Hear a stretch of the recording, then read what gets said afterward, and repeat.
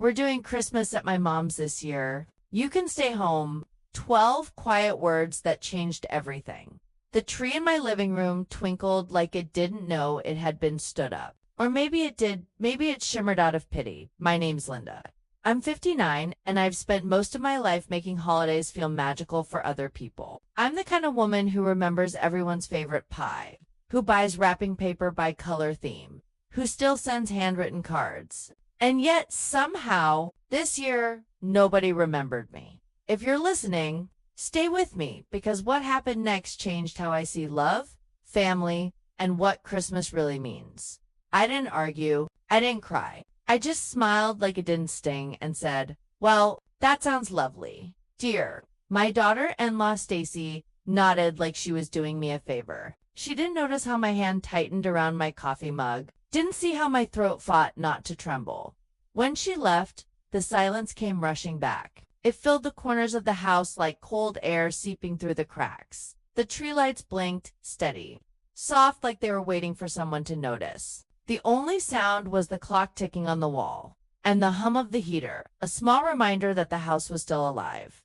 I walked to the window. Outside, snow was falling over Atlanta, turning the street into a white hush. Every house glowed warm with company, silhouettes moving behind curtains, laughter spilling faint through glass, and me. I was the only one on the block who hadn't been invited anywhere.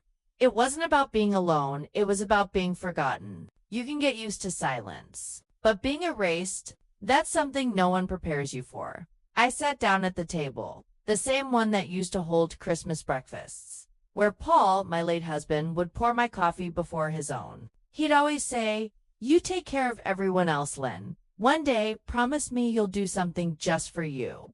I'd laugh it off back then. Now his voice echoed in the quiet like a song I'd almost forgotten the words to.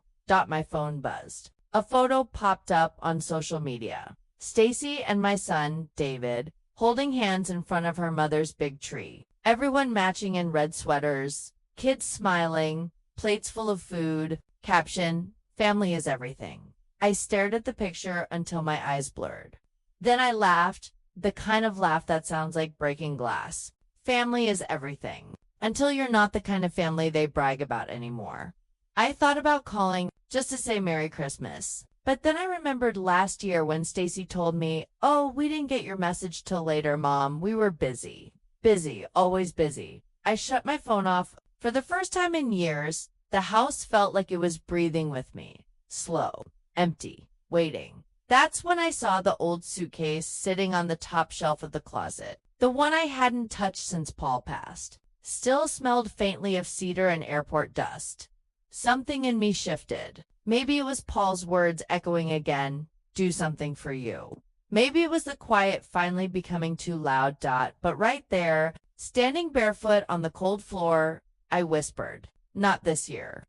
I pulled the suitcase down, unzipped it, and felt the rush of air hit my face like freedom trying to find its way back in. The idea hit me before I even realized I was smiling. Maybe it's time to stop waiting for invitations that never come. Because when life leaves you out, it might just be making space for your next beginning. And baby, I had no idea that the man sitting next to me on that flight would turn my quiet Christmas into something the whole world would talk about. Asterisk, asterisk. Airports on Christmas Eve have their own kind of magic. Not the kind that sparkles on trees or jingles in songs, but the kind that hums quietly under the surface. People rushing toward someone who's waiting. And people running from a place that no longer feels like home. That night, I was the second kind.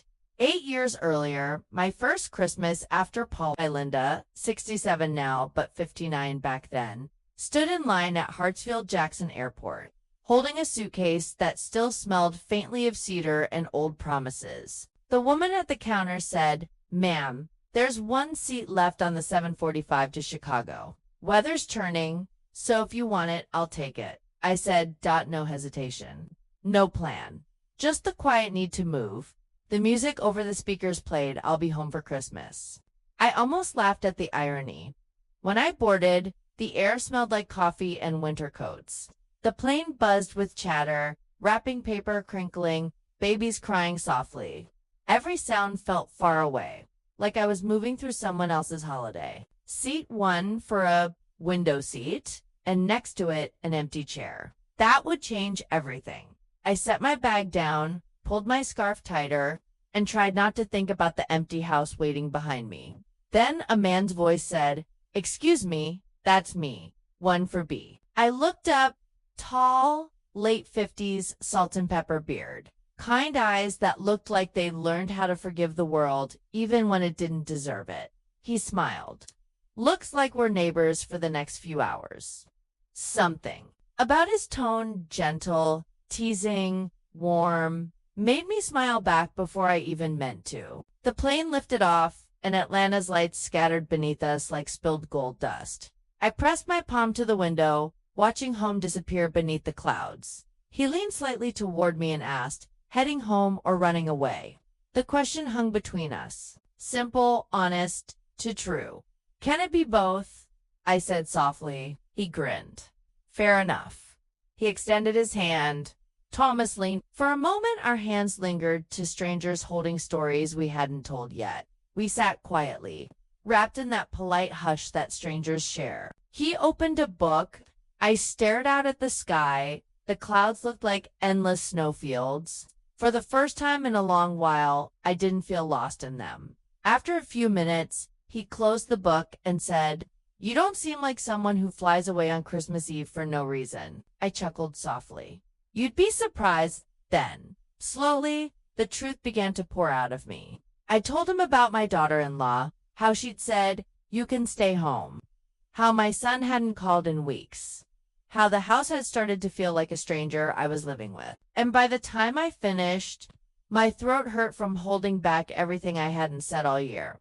"I'm sorry," I said, voice cracking. "You didn't sign up for all that." Thomas shook his head. "No apology needed. I get it."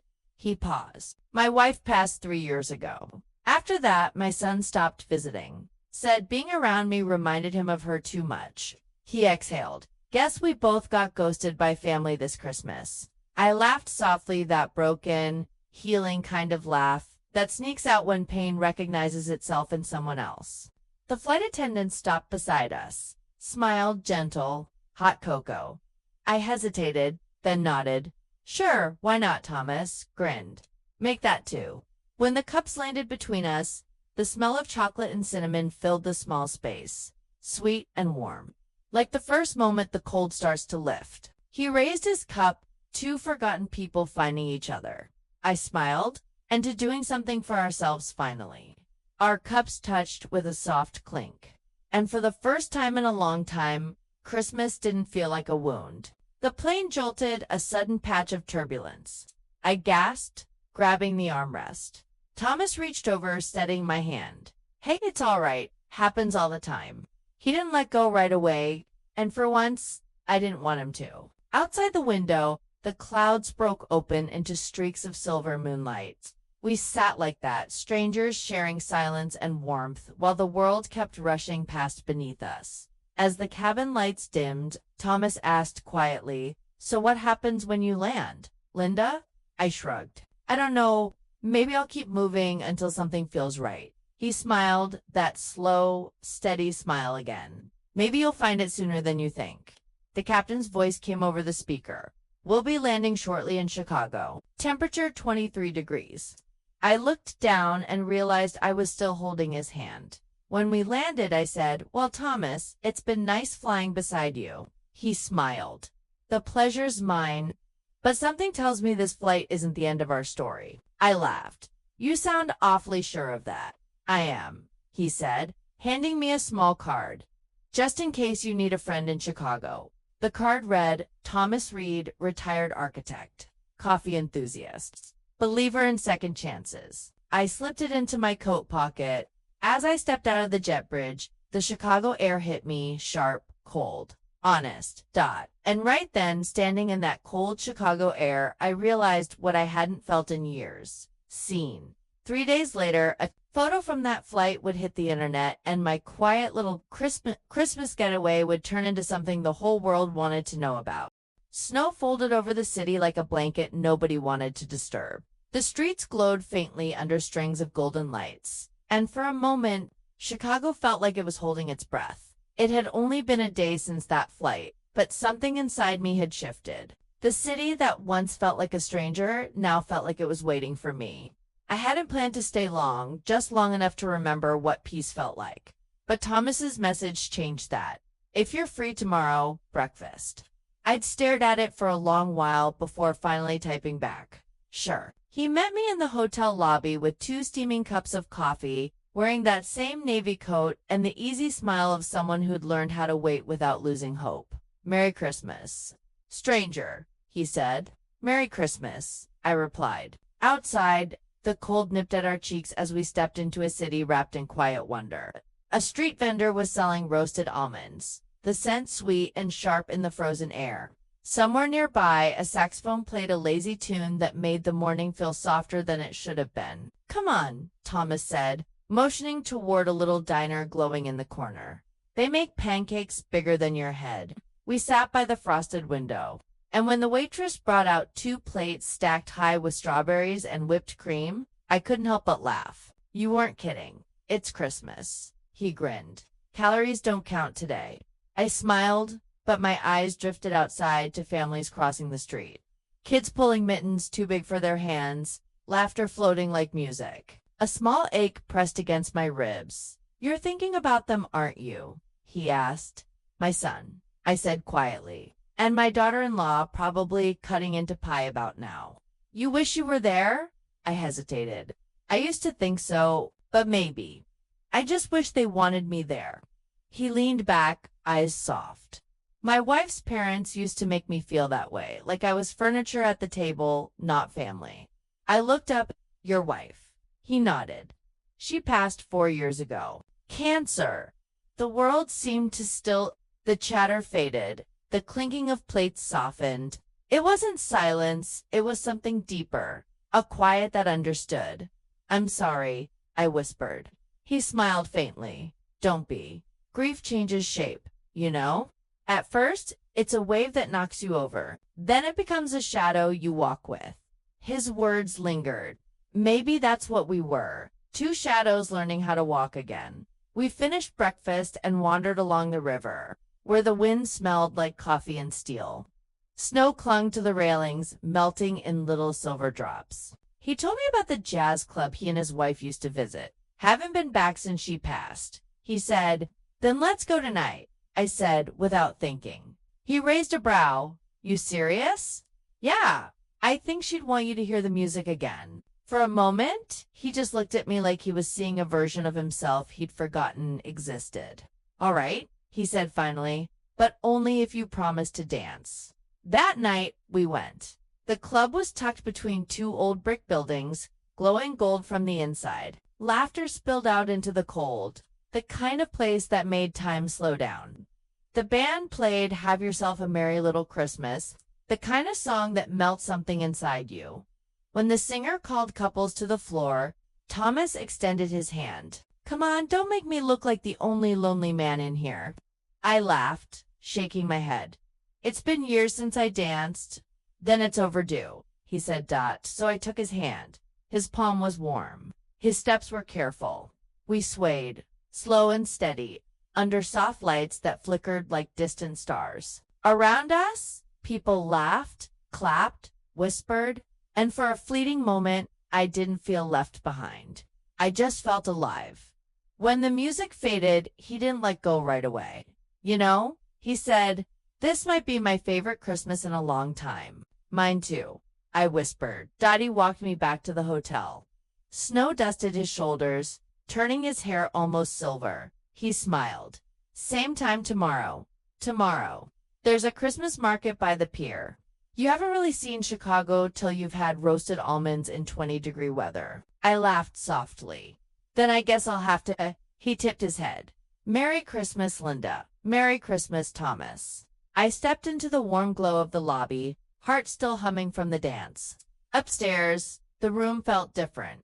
Not lonely, just quiet in a good way. I set my phone on the nightstand, but the screen was already lit up. 12 missed calls. My son, my daughter-in-law, even my sister. Then a message from my neighbor back home. Linda, Everyone's talking about your Facebook post. Who's the man in the pictures? My stomach flipped. I opened the app and froze. There we were. Me and Thomas outside the jazz club, his arm around me. Both of us laughing under the city lights. The caption read, "Christmas in Chicago, a little unexpected magic." I didn't know it then, but that single photo would change everything. By morning, my phone wouldn't stop ringing. The phone hadn't stopped buzzing since dawn. Each vibration felt louder than the last, a steady drumbeat of voices from a world I'd left behind. I hadn't meant for anyone to see it. That photo, that smile, that moment that belonged only to me. And now, every ping, every notification reminded me that happiness has a way of startling the people you love most. "Mom, you posted it online." David's voice was tight, shaking with the familiar mix of worry and disbelief. I didn't think anyone would see it, I admitted, swallowing hard. "You're in Chicago," he said, each word clipped. "With him? And you didn't tell me." I hesitated. I wasn't trying to hide it. I just wanted to enjoy it without everyone watching. There was a pause, long enough for the weight of unsaid words to stretch between us. "You weren't supposed to be happy," he said finally. "Not like this." His words stung, not because he was cruel, but because he still saw me as someone who'd stopped living. I held the phone a little tighter, letting the warmth of my hands remind me that my life still belonged to me. "Happiness isn't something you need permission for, David, and it isn't borrowed. I've waited long enough to claim mine." More silence. Then the inevitable, "Who's the man?" "Thomas. I met him on the plane," I said quietly, letting it fall into the space between us like a small confession. "You just posted it online," he repeated, softer this time, double quotes. "Yes. And I won't apologize for being happy," I said, feeling a strange weight lift with each word. The buzzing didn't stop. Messages, likes, comments, all a cacophony I couldn't escape. But before it could drown me, a knock at the door pulled me back. Thomas stepped in, carrying 2 steaming cups of coffee and a small paper bag that smelled like warmth, cinnamon, and hope. "Did I wake you?" he asked, smiling that steady smile that made waiting look easy. "Not yet," I said, handing him a weary grin. "But the rest of the world beat you to it."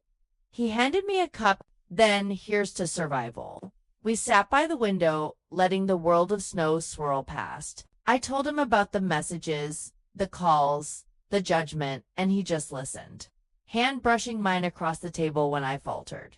"When my wife died," he said softly, "people told me how to grieve, what I should do, how I should behave. It took years to realize nobody gets to decide when your heart starts beating again." I looked at him, voice barely a whisper. "You make it sound simple. It's not simple," he said, "but it's honest. Simple doesn't mean painless." Outside, the market hummed faintly. Chestnuts roasted, coffee steamed. Children laughed, a rhythm of life that reminded me the world moved on, whether I followed or not. Thomas bought me a red scarf from a small stall, draping it over my shoulders. "For courage," he said. I laughed softly. "Or maybe it matches my gray hair."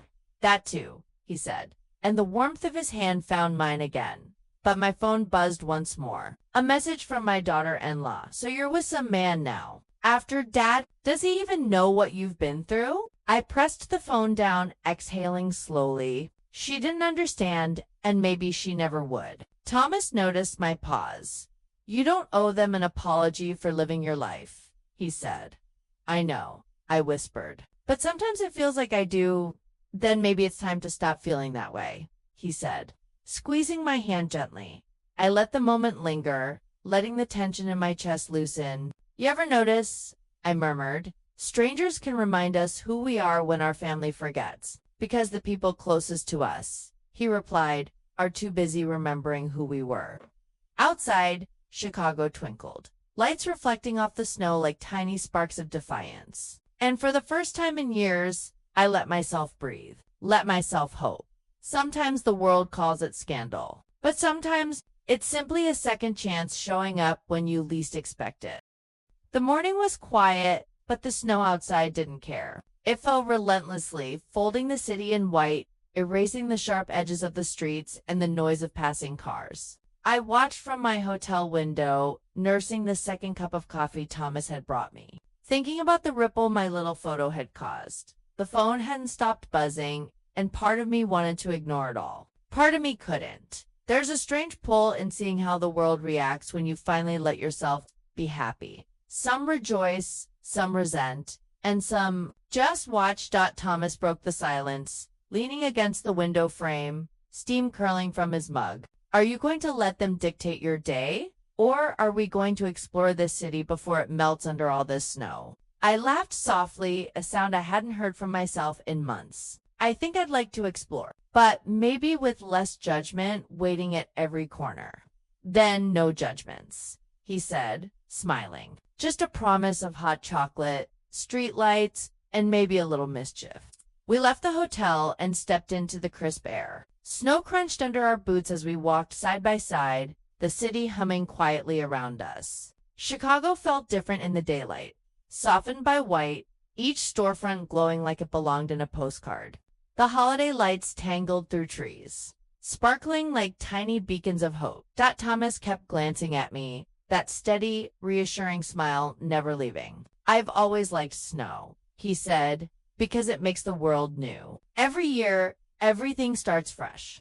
I nodded, pulling my scarf tighter. Fresh doesn't always feel safe, though. Sometimes it feels exposing. Then maybe you only need someone to walk with, he said simply, sliding his hand lightly against mine.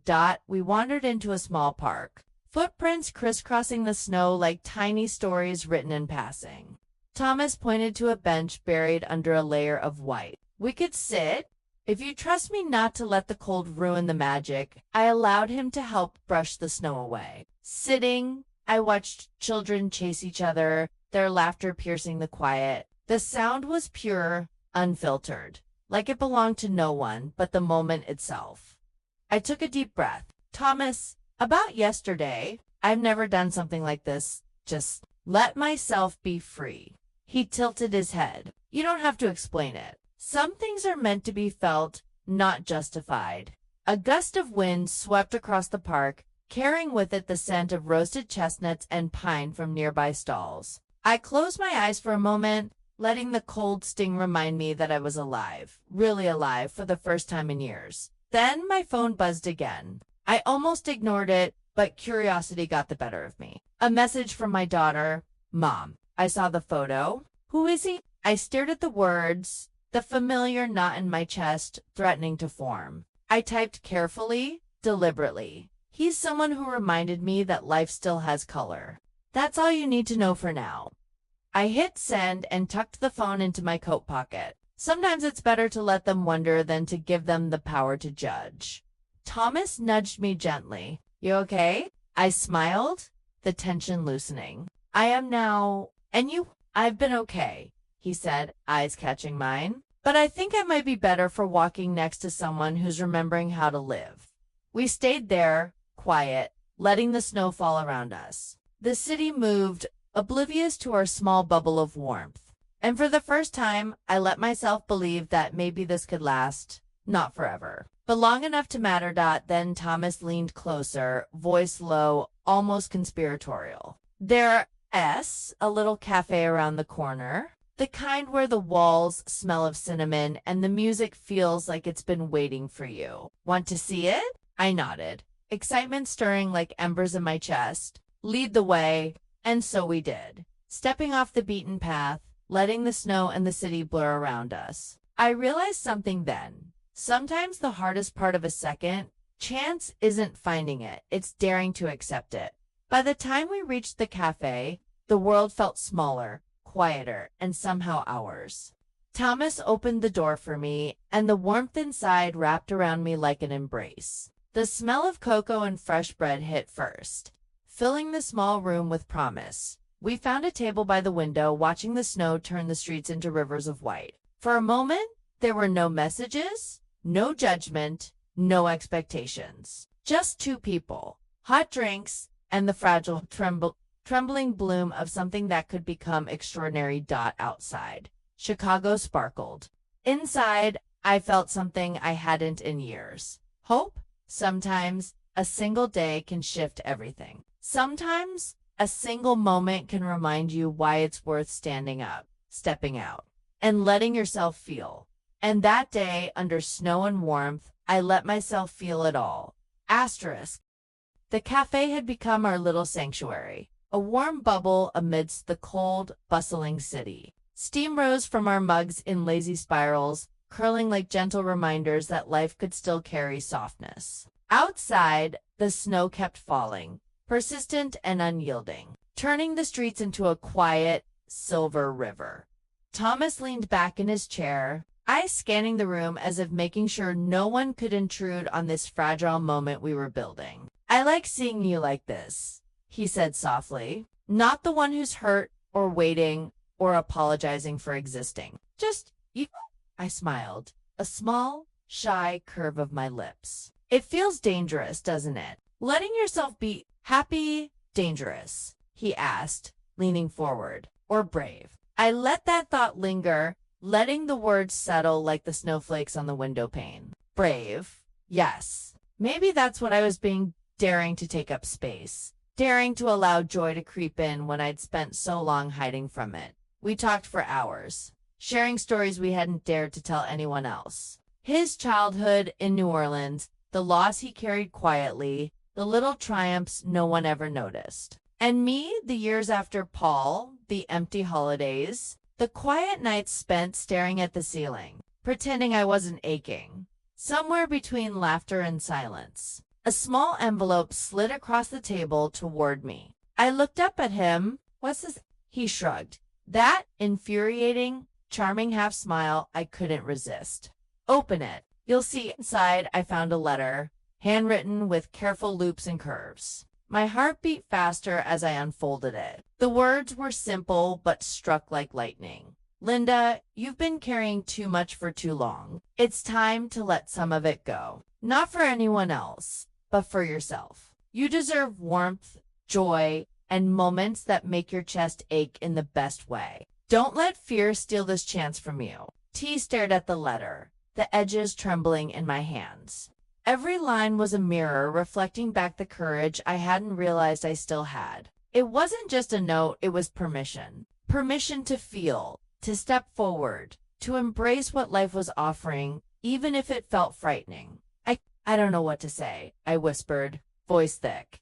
"You don't have to say anything," Thomas said, his hand brushing mine across the table. "Just feel it. That's enough." The cafe seemed to shrink around us, the other patrons fading into the background. All that existed was a warmth of coffee, the soft music, the quiet beating of hearts that were learning to trust again. I remembered my daughter's message from the previous day and smiled faintly. He's someone who reminded me that life still has color. That color was spreading, painting over the gray I'd carried for too long. Thomas stood, holding out his hand. "Come with me. There's something I want you to see." Curiosity prickled through me, and I took his hand. We stepped outside, the cold air biting but invigorating, pushing the warmth of the cafe behind us. The snow sparkled under the city lights, each flake catching the glow like tiny fragments of magic. He led me to a small park I hadn't noticed before, tucked between buildings like a secret waiting to be discovered. A single bench sat under a tree, branches heavy with snow. Thomas reached into his coat pocket and pulled out a small, leather-bound journal. "This is mine," he said quietly. "I don't show it to anyone, but I want you to have it. Fill it with your days, your thoughts, your moments. Let it remind you that even when the world feels harsh, there's still space for beauty, for love, for life." I took the journal, feeling the weight of it, not just the leather or the pages, but the trust and hope wrapped up inside. My fingers traced the cover, and for the first time in a long time, I felt safe. Thomas smiled, eyes soft. Sometimes, the smallest gestures carry the loudest messages. And I think we both needed this. Needed each other, even if we didn't know it. I nodded, a lump in my throat, the snow falling silently around us. Everything about that moment felt suspended in time, fragile, delicate, and utterly transformative. When we returned to the hotel, The city was quiet again, the chaos of holiday travelers replaced by a serene hush. I placed the journal on the nightstand, the envelope from earlier still resting beside it. Two small things, but each a beacon of possibility. Lying in bed that night, I thought about the letter, the journal, and Thomas. I realized that life wasn't about erasing the pain or pretending the past didn't exist. It was about learning to move through it, to embrace what came next, and to let joy sneak in. Even when the world seemed determined to keep it at bay, sleep came slowly. But when it did, it brought dreams of snow-covered streets, laughter spilling from cafes, and the quiet certainty that maybe, just maybe, the rest of my life could be something I hadn't dared to imagine until now. Morning wouldn't just be another day. It would be the day I chose to step forward, to claim moments for myself, and to finally believe that happiness wasn't a stranger, it was a possibility, waiting for me to reach out and take it. And that night, with the letter and the journal beside me, I did. ****. The morning light spilled into the hotel room like a promise, soft and golden against the pale curtains. I rubbed my eyes, the journal still lying open on the nightstand, and for the first time in years, I didn't feel rushed, anxious, or hollow. The air carried a quiet energy, the kind that prickles your skin before something big happens. Thomas had stepped out early, claiming he had errands to run, but I suspected he was plotting something. I smiled to myself. After all, he had a way of turning ordinary moments into memories I couldn't stop thinking about. I brewed a cup of coffee, the aroma curling around me like a warm hug. Sitting by the window, I watched the snow fall thick and soft, blanketing Chicago in a hush that made the city feel almost sacred. My phone buzzed, a message from my daughter. "Mom, check your emails. You're not going to believe this." Curiosity shot through me. I opened the laptop and gasped before I even read the subject line. "Holiday surprise. Open." Immediately. The email was from Thomas. I clicked it, and a video began to play. My breath caught instantly. It was him smiling, waving, and then pointing to the lobby of the hotel. My heart pounded as the camera panned to reveal a room filled with people I knew, people I loved, and people I hadn't seen in years. Family, friends, neighbors. And there, in the center, a small Christmas tree twinkled like it knew it was the centerpiece of a moment about to unfold. I felt a lump rise in my throat. "No, he didn't," I whispered to myself. A knock on the door startled me. I opened it to find Thomas, eyes gleaming, a mischievous grin tugging at his lips. "You ready?" he asked. I could only nod, my throat too tight for words. He took my hand, and together we walked down the hallway, the sound of our steps blending with the muffled laughter and chatter from the lobby. The doors slid open, and the warmth hit me like a tidal wave. Faces turned, smiles broke, and before I could process it, I was enveloped in hugs and exclamations. "Mom, we missed you." My daughter cried, tears shining in her eyes. "Linda," my niece shouted, spinning me around in a twirl that left me dizzy and laughing. I stood frozen for a moment, letting the scene wash over me, the smells of cinnamon and pine, the sparkle of ornaments, the collective joy vibrating through the room. And then I noticed Thomas standing back, watching me with that same steady, soft smile that had become my anchor. Someone handed me a cup of cocoa, warm and sweet, and I took a tentative sip. The chocolate hit my tongue like a memory of all the good moments I had almost forgotten existed. "You didn't think I'd let you spend another Christmas alone, did you?" Thomas said quietly, slipping his hand into mine. I shook my head, tears spilling freely now. I can't believe this. "How did you?" "You just live your life," he said with a shrug that made it impossible not to smile. "The rest? Well, that's my part." The room buzzed with chatter, laughter, and the occasional clink of cups and ornaments. But in the middle of it all, I felt something settle deep inside me, a warmth, a peace, and a sense of belonging I hadn't known I could feel again.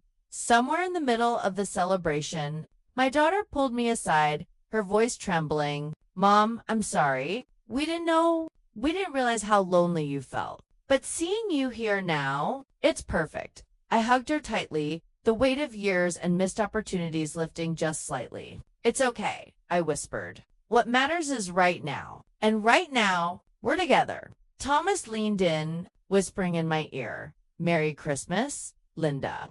And in that moment, with the snow falling outside and laughter filling the room, I realized something profound. Sometimes, the universe doesn't just give you a second chance, it throws it in your lap when you least expect it, wrapped in warmth, love, and a little bit of magic. As the evening wore on, stories were shared, songs were sung, and memories began to be made. And for the first time in a long time, I let myself believe that happiness wasn't fleeting, that love could be real, and that life, even after years of heartache, still had beautiful surprises waiting for me. By the time the night drew to a close, I found Thomas outside on the balcony, the city twinkling below us. Snowflakes fell gently on his coat, and he reached for my hand. "Thank you," I said simply. "For what?" he asked, though I could see the knowing in his eyes, "for reminding me what it feels like to be seen, to be loved, live." He smiled, pulling me close as the city glimmered beneath us. "You never forgot, Linda, you just needed a little nudge." And there, in the quiet hush of falling snow and city lights, I understood sometimes the greatest gifts aren't wrapped in paper or ribbons. They come wrapped in moments, in people who see you, in courage you didn't know you had, and in love that finds you when you're ready to receive it. That Christmas, I didn't just feel joy, I felt alive. Asterisk, asterisk. The morning after, the surprise still hummed in my chest like a melody I couldn't shake. I woke to the soft glow of Christmas lights, their reflection dancing on the hotel walls. And for a moment, I thought I was dreaming. But the lingering scent of cocoa and pine, mixed with the faint warmth of Thomas's coat, still pressed against mine, told me this was all real. The phone buzzed beside the bed. I hesitated before picking it up. It was a notification from Facebook, a message from someone I hadn't expected. "We need to talk now." My stomach knotted. Part of me wanted to ignore it. Another part, the part that had learned to trust my instincts again, knew I couldn't. I typed back, "Where?" The reply was instant: "Lobby. 10 minutes." I pulled on a thick coat and boots, my breath visible in the frosty morning air as I hurried down to the lobby. My heart pounded. Not from the cold, but from the sense of inevitability. Life had a way of pulling me into moments I couldn't prepare for. When I arrived, I saw her immediately. Vanessa, my estranged sister, the one I hadn't spoken to in nearly a decade. Her face was older, lines etched deeper from years of silence and misunderstanding. But her eyes were the same. Sharp, questioning, and searching. "Linda," she said, her voice softer than I remembered, yet carrying the weight of years. "Vanessa," I breathed. I didn't expect I know," she interrupted gently, holding up a hand. "And I wouldn't have come if it wasn't urgent, but I had to. You deserve to know the truth." Her words hit me like cold water. My mind raced. The surprises of the past few days, Thomas, the family gathering, the love I felt I'd almost lost, now collided with something heavier, something unspoken. She paused, taking a deep breath, as if setting herself for a confession years in the making. "It's about Dad," she said. My stomach sank. My father had passed away years ago, leaving shadows and questions behind. "And Mom?" I leaned forward, my hands gripping the edge of the marble counter. "Go on," Vanessa's voice trembled slightly. "There's something you never knew. Something that changes everything you thought about Christmases past." I felt my chest tighten. "What is it?" She looked down for a moment, then back at me, her eyes glistening. "Mom, she wasn't entirely honest with you. Not because she wanted to hurt you. She thought she was protecting you. But the truth is, the reason you felt left out, the reason you felt forgotten, it wasn't what you thought." My mind spun. "I don't understand." Vanessa's hands shook as she pulled an envelope from her coat pocket and handed it to me. My fingers trembled as I opened it. Inside were letters, photos, and a single, fragile Christmas ornament, the one I remembered from my childhood. This, Vanessa said softly, is what Mom wanted you to find eventually. She never meant to push you away. She just didn't know how to explain it when you were younger. There were family secrets, decisions made long before you were old enough to understand. She tried to shield you, but in doing so, she made you feel alone. I sank into the nearest chair, overwhelmed. Each photograph told a story I hadn't known. Each letter, a piece of the puzzle. My childhood wasn't erased, just misunderstood. And now, finally, I could see it. Vanessa knelt beside me. I know this is a lot, but you deserve the truth. And you deserve to know that you were always loved, even when it didn't feel that way. I pressed the ornament to my chest, tears spilling freely. I don't know what to say. You don't have to say anything yet, Vanessa replied. Just feel it. Let it settle. And remember, family isn't always about the moments we miss. Sometimes it's about the truths we uncover later and the chance to heal what was broken. The lobby felt impossibly quiet, despite the soft murmur of the hotel around us. I could feel the weight of years lifting, replaced by a fragile hope that maybe, just maybe, I could reconcile with the past without letting it define my future. And in that quiet moment, I realized something crucial. Christmas had never been about being left out or forgotten. It had always been about discovering the love and truth that had been there all along. Hidden, perhaps, but never gone. Vanessa stood, brushing snow from her coat. I have to go, she said, but call me. Let's not waste another decade. I nodded, clutching the ornament tighter. I won't. As she walked away, I felt an unexpected calm. The pieces of the past, once jagged and sharp, were slowly fitting together. And for the first time in a long while, I believed that the future, my future, was full of possibilities I hadn't dared to imagine before. Thomas appeared beside me then, a reassuring presence. He didn't need to speak. His hand found mine, fingers entwining, steady and warm. I squeezed back, letting the quiet gratitude settle in. Sometimes, the hardest truths are the ones that set you free. And as the snow fell outside, soft and unrelenting, I knew that this Christmas, more than any before, was the one where I truly understood what it meant to be seen, understood, and loved. And that understanding, that revelation, it was only the beginning. Asterisk, asterisk, the snow outside fell in a steady hush, covering the city in its soft, relentless quiet. It was as if Chicago itself was holding its breath, waiting for something miraculous to unfold. I wrapped my scarf tighter and stepped onto the balcony, letting the crisp air fill my lungs. Every gust seemed to carry away a little more of the weight I'd been carrying for years. 8 days had passed since the moment that had changed everything. Thomas's hand in mine at the airport. Vanessa's revelations. The letters, the ornament. Each day had felt like peeling back layers of fear, grief, and misunderstanding. And now, as Christmas morning arrived, I felt a strange lightness I hadn't known since I was a child. The hotel lobby buzzed with festive energy, but I hardly noticed. My thoughts were tangled in gratitude, in wonder at the way life had shifted so unexpectedly. I had learned that love, whether from family, friends, or someone who simply chose to stay, could arrive in forms you never anticipated. And more than that, it could heal. Thomas appeared at my side, a quiet smile playing on his lips. Ready for breakfast? He asked, his voice soft but steady. There was a warmth in him that made the world feel gentle, even amidst the chaos of snow and chatter. I nodded, more than ready. We walked through the hotel, past the twinkling trees and the faint scent of cinnamon, to the small cafe tucked at the back. The morning sun filtered through the windows, catching dust motes like tiny flecks of gold. The world seemed sharper, more vivid, every color more alive.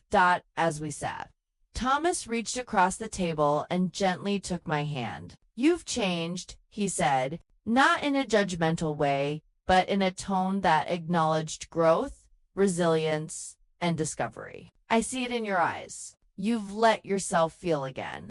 I smiled, feeling the truth in his words. I had to, I said quietly, after everything. After feeling invisible for so long, I realized that I couldn't wait for the world to invite me into happiness. I had to step in myself. Thomas's eyes softened. And you did, you found your own light. I glanced around the cafe at strangers, smiling at each other, couples laughing softly, families exchanging gifts. I thought of my own family, my sister, my mother. Even my father, in the quiet ways he'd loved us, and realized that I was no longer tethered to the hurt I'd carried. That past was a chapter, but it didn't define me anymore. Breakfast passed in a comforting rhythm of conversation, laughter, and warmth. Thomas shared small stories about his life, some humorous, some poignant, each one painting a picture of a man who had quietly endured his own loneliness and heartbreak. I shared pieces of my story, careful not to overwhelm, but unable to resist the urge to connect fully. And then, when the meal was nearly over, Vanessa appeared. She had flown in that morning, a bright scarf wrapped around her neck, her eyes alight with purpose. She approached our table, her smile wide, almost nervous. "Mind if I join you?" she asked Dot. I gestured to the empty seat, heart swelling. "Of course not." Sitting down, Vanessa reached into her bag and pulled out a small, wrapped package. She handed it to me with a knowing look. "I wanted you to have this," she said. "For you, something to remember that Christmas isn't about the past. We can't change. But the moments we create together." I unwrapped it slowly, revealing a delicate snow globe. Inside, a miniature version of our city, blanketed in snow, a tiny tree twinkling at the center. When I shook it, the snow swirled like the memories we couldn't hold. Settling gently back into place, tears pricked my eyes. "It's beautiful," I whispered. "Just like you." Vanessa replied softly. For the first time in years, I felt fully seen. Not just by Thomas, not just by Vanessa, not even by the memories of my past, but by myself. I had carried so much alone, but in that moment, I realized that I didn't have to. Love, understanding, and forgiveness could arrive late, but they were no less powerful for their timing. The day unfolded with small joys: a walk through snow-dusted streets, the laughter of children, the warm aroma of street vendors selling roasted chestnuts. Thomas's hand stayed in mine, steady and reassuring, as though we were silently agreeing that whatever the future held, we'd face it together. That evening, back at the hotel, I sat by the window, looking out over the city lights glittering beneath the snow. The phone lay silent beside me, a symbol of the past chaos now quieted. I held the snow globe close, feeling its gentle weight, and thought of my sister, my newfound clarity, and the love that had finally found its way back to me. Sometimes life didn't give you the story you expected. Sometimes it gave you one far richer, deeper, and more healing than you could have imagined. And as I watched the snowfall, I knew, with every fiber of my being, that this Christmas, my first true Christmas of understanding, reconciliation, and hope, would stay with me forever. I whispered into the night, a vow to myself as much as a declaration. I will never let myself be invisible again.